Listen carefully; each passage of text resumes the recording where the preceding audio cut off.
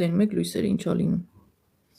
Այսպես գնում գալիս է երեկվանից, օրինակ կա սերը առաջի հայացքից։ Ինձ թվում է առաջի հայացքից ավելի շուտ շփոթվածություն կա, երկրորդ հայացքից էլի շփոթվածությունը, երրորդ հայացքից նոր կարա սեր առաջանա, որտեվ սաղ այդ առաջի հայացքից վիճակների մեջ տենց մի անգամից չի ծագում էլի, ժամանակ է պետք դրա համար որ հասունանա, դառնա ինչ որ տենց զգացմունք։ Իմ կարծիքով տենց է։ Միքելանջելոյի Դավթի մասին ինչ կասեք։ Դե Դավթի մասին սաղ աշխարհն է ասել արդեն, որ կատարելություն է, ոչ թե քանդակ է։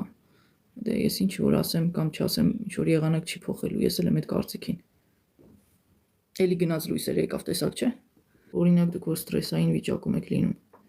այդ ոնց է արտահայտվում։ Նայած թե որտեղ եմ ու ինչքան մարդ կա մոտս։ Եթե բնականաբար մենակ ես, մի քիչ ուրիշ ձև է այդ ստրեսը դուրս գալիս։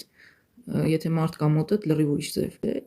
Նայած մարդու բնավորության, մարդ կա օրինակ լացում է, մարդ կա ինչ որ բաներ է ջարդում, մարդ կա սուսուփուս իր մեջ ծանր բերի պես տանում է։ Մարդ կա իր վեճը չի։ Այս լույսերը, այս լամպոչկաները, այս լյուստրաներն էլ հեսա վարի կգնան, բայց դե ինչ անեմ, մեր մոտ անտանելի շոկ է ու արև։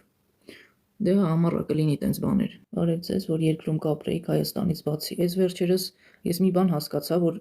Հայաստանից բացի ոչ մի ուրիշտեղ չեմ կարա, չեմ էլ ուզում ապրեմ։